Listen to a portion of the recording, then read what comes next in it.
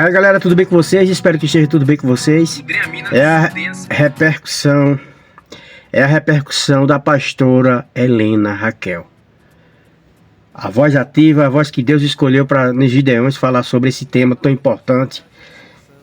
Uma mulher que não é política, mas por conta da fala dela, atingiu até quem é político. E atingiu as lideranças que veio dizer que sempre defendeu essa causa, mas não fez nada até hoje. Aí tá pegando carona, a luz tá oscilando um pouquinho aqui, viu? E tá muito forte. E tá pegando carona na voz dela. Ela veio para ajudar as mulheres, veio para ajudar o que acontece dentro da igreja, tanto protestante como católica. E posteriormente, alguns líderes que estão se achando e querem pagar carona porque a mulher apareceu agora. Ela já pregou nos Gideões, mas o tema que ela trouxe esse ano foi forte. E abriu as portas para identificar e ver realmente a realidade da situação nua e crua. Sim, inclusive, ela não é candidata a nada, né? Candidata a nada. Mas deixou forte índice aí uma mulher defendendo a causa, né? Uma mulher poderia ser ministra da secretaria. Ela defenderia a causa. Vamos adiante. Se eu tivesse 1000 vidas, em todas elas eu amaria a igreja. Foi isso que eu disse em uma entrevista. Quando se prega uma mensagem com grande repercussão, para que você seja honesto em qualquer tipo de comentário, o ideal é que você assista a mensagem inteira. Quem assistiu sabe, eu não generalizei. Se alguém generalizou, fez de má fé. Agora, uma coisa é muito importante, deixar claro que eu não fantasiei, que eu não inventei. A coragem que a Stephanie teve foi incrível. Uma história que ela mesma declara que os familiares tomariam conhecimento a partir do vídeo. Mas ela fez para somar a voz dizendo assim: a Helena não mentiu. A Helena não é louca. Chega de desacreditar da voz das mulheres. Eu poderia fazer uma lista, e sim, com nomes de mulheres que, ao longo da recente história, foram tratadas como pessoas que não sabem o que dizem, que estão inventando coisas para esvaziar o discurso, para esvaziar a importância do que está sendo dito. Eu convivo com isso há muito tempo, eu sei como é. Só que, nesse momento, envolvem coisas mais profundas. De um lado, eu preciso reafirmar sempre: a Igreja de Jesus é saudável, e não generalizar. Mas do outro lado, eu preciso me encorajar para continuar dizendo: acontecem abusos, sim, acontece violência, sim, e nem todos conseguem ser orientados para denunciar, e ainda há quem consegue atrapalhar. Eu relutei muito em gravar esse vídeo porque eu não me acho uma pessoa capaz de entrar em certas guerras, mas eu me senti compelida porque eu li um versículo, Provérbios 31, versículo 8, diz: ergam a voz em favor dos que não podem defender-se. E se eu tenho uma voz, eu vou erguer ela, ou pelo menos eu vou colaborar com quem está erguendo a voz. Porque quando alguém levanta a voz sobre pedofilia e violência doméstica no ambiente cristão, imediatamente aparecem muitas pessoas que genuinamente se preocupam mais com a reputação da instituição. Não que elas não se preocupem com as vítimas, mas muitas pessoas têm um zelo, às vezes excessivo, pela instituição, porque já é tão atacada mesmo. Só que a gente precisa deixar uma coisa muito clara: denunciar nunca foi e nunca será uma forma de atacar a Igreja de Cristo. Denunciar é uma forma de proteger as ovelhas, de ajudar elas também a se protegerem. Em Efésios 5, versículo 11 diz: não participem das obras infrutíferas das trevas, antes as exponha. Nós precisamos expor. Algumas pessoas falaram que a denúncia da pastora Helena Raquel foi muito generalizada, foi ampla demais. Mas não é porque foi uma denúncia generalizada que foi irresponsabilidade. Muito menos um ataque a pessoas sérias. A postura da pastora Helena Raquel é uma postura de alerta. É um alerta de quem vê que ainda existem vítimas demais em silêncio. E talvez nem todo mundo concorde com isso. Mas às vezes uma fala pública, sim, mais ampla e generalizada, é o que vai dar coragem para uma vítima entender que ela não está louca, que ela pode denunciar, que não é normal aquilo acontecer. Porque é uma verdade que precisa vir à tona. Para muitas pessoas, aquilo que parece óbvio, para pessoas em condição de vulnerabilidade, de manipulação espiritual e emocional, de não é óbvio. E foi para essas pessoas que ela estava falando. Existe muita gente que cresceu ouvindo que denunciar é rebeldia, que questionar uma autoridade é pecado, que suportar silêncio é a submissão bíblica. Foi isso que Jesus te pediu? Não, não foi isso. Infelizmente, o óbvio precisa ser dito. E muitas vezes, no caso da pastora Helena Raquel, ele precisa ser gritado. João 8,32, Jesus disse: conhecereis a verdade e ela vos libertará. Então eu creio que a verdade liberta vítimas do silêncio, liberta pessoas da culpa, liberta pessoas da manipulação.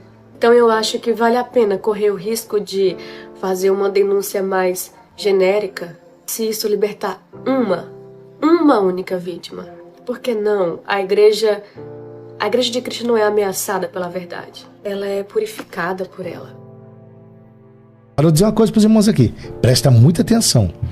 Se conhecer algum líder que falar contra essa mensagem, desconfia dele. Desconfia. Porque o cara, para falar contra uma palavra de denúncia dessa... Conscientização. Desconfia. Ainda deixando números para as pessoas que estão necessitando de ajuda, de socorro, ligarem.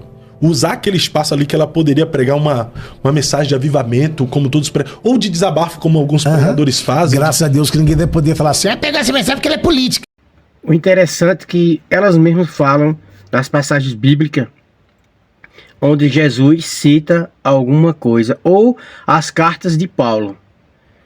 Veja bem, é religiosidade dizer que não podemos confrontar líder. Quem disse que a gente não pode confrontar líder? E se o líder tiver errado? O líder da sua igreja tiver errado? É só porque ele está no cargo de líder a gente tem que baixar a cabeça e obedecer? Ah, isso é doutrina da igreja. Sim, doutrina da igreja. Por isso que até hoje acontecem essas coisas aí. Os bastidores das igrejas. Os bastidores das igrejas que está tudo escondido atrás do véu. Onde tudo está acontecendo. Proteger pastor, padre, líder religioso, líder político ou o que for. Ela escolheu bem. Não que ela quis confrontar, porque isso aí é obrigação do Estado. Isso aí é obrigação do Estado, é obrigação das lideranças do país. Contra tudo isso aí que está acontecendo. E acontece faz muito tempo, porque agora que veio à tona ela falar e ela foi estopim de fazer com que outras lideranças de mulheres também venham e falar sobre a situação. Sobre a situação. Assim, eu até brinquei no título dizendo a nova secretaria da ministra da Mulher precisa de pessoas assim. Precisa de pessoas assim. Mulher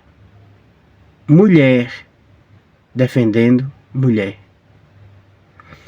Galera, isso é apenas um estopim do que muito ainda vai acontecer essas coisas. Não quer dizer que o Gideões foi o tópico foi esse. O tema foi esse, da violência em ambas as partes. No Gideões, falando isso aí, desse pacote embrulhado, de acobertar essa coisa. Não podemos denunciar. Denuncie sim. Denuncie sim. Jesus diz, conheceis a verdade vos libertará. Qual é a verdade?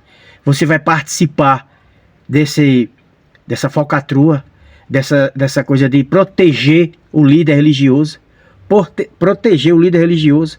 Você vai ser conivente a isso? Tá errado do mesmo jeito. Vamos adiante. Porque ela não é candidata a nada. Ela falou que não é. Pelo menos, ela não é, até onde a gente sabe, né? Ela cuida de uma linda igreja. Então ela não é candidata a nada. É uma mensagem que Deus colocou no coração dela. E só chegar lá e pregar. Não é. É difícil pregar a mensagem daquela. Difícil. Primeiro, porque ela é uma mulher. E já tem um preconceito, né? E ela chegar lá e pregar uma mensagem daquela, peitar muita gente que tava lá, é o que ela pregou. Ali devia ter. Foi o que ela falou. Isso. Tava ali. Ah, não tinha. Irmão, a mensagem de Deus não tem endereço. Agressor. Opressor. E aí tem um outro problema. Gravíssimo. Não com a mensagem dela, tá? Entenda. É alguém pegar tudo que ela disse e transformar isso em um palco político. Como fez Absalão com a história de Tamar. Vem cá, não conta pro pai não, fica aqui que o seu irmão vai proteger você. A ideia dele nunca foi proteger Tamar. Foi usar a desgraça de Tamar, a tragédia que aconteceu na vida dela, pra se promover, matar o irmão e ocupar o trono. Então toma muito cuidado com gente que agora vai aparecer defensor de tudo quanto é lugar, gente fazendo react de tudo. Olha aqui, vou reagir nesse vídeo. Gente que nunca nem olhou para essa situação. Pastor, todo mundo, político, agora vão hypar. Eu sempre defendi essa causa. Eu sempre. Tudo bem, pode até ter defendido. Pode até ter falado.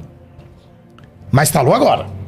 Alguns falaram antes, sejamos justos. Como nós já falamos aqui. Nós falamos aqui sobre Tamar há tempos atrás. Falamos aqui sobre Tamar, sobre esposas de pastores deprimidas, sim, filhos de pastores que nós falamos aqui. Agora, claro que precisava de uma voz feminina para falar e de um espaço maior para falar, né? Quantos milhões de pessoas não viram? E quantos trilhões, sei lá, de pessoas já compartilharam? Para você ver. Por isso que eu sei que tem pessoas que não gostam, tem ateus, né? Tem os ateus que não se identificam com as escrituras. Mas a escritura tem muita verdade. Não vamos generalizar. As escrituras têm muita verdade. Tem verdades contidas ali. Casos que aconteceram no passado, há milhares de anos atrás, há mais de 5.000 anos atrás, ou 3.000 anos atrás, 3.000 anos atrás por aí, aconteceu casos que hoje é relatado, tá nas escrituras. E as coisas se repetem hoje em dia. Esse caso bíblico aí, de o filho ter feito isso tudo e ser protegido pelo pai. Davi também teve os filhos dele, que vários erros que teve. Davi também, onde era para Davi agir como pai, não agiu, né? Protegeu, não agiu, ele protegeu, não educou, não teve justiça. Essas coisas aconteceram no passado e ainda acontecem hoje. Galera, fique com o eterno Deus. Até o próximo vídeo. Ajuda o canal, se inscreve no canal, dá o like.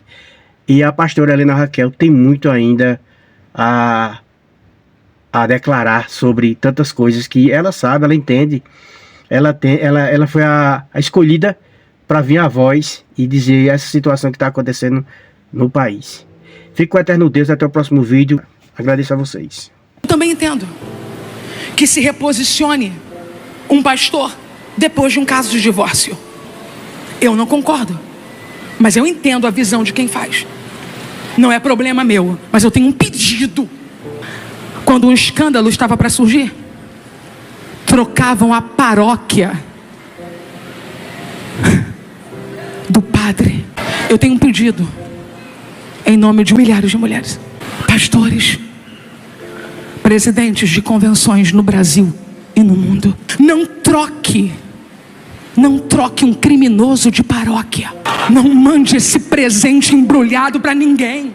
Não troque um criminoso de paróquia para continuar maltratando os filhos e a esposa diante das vistas de outra congregação ou escondido quando ninguém está vendo. Pelo amor de Deus,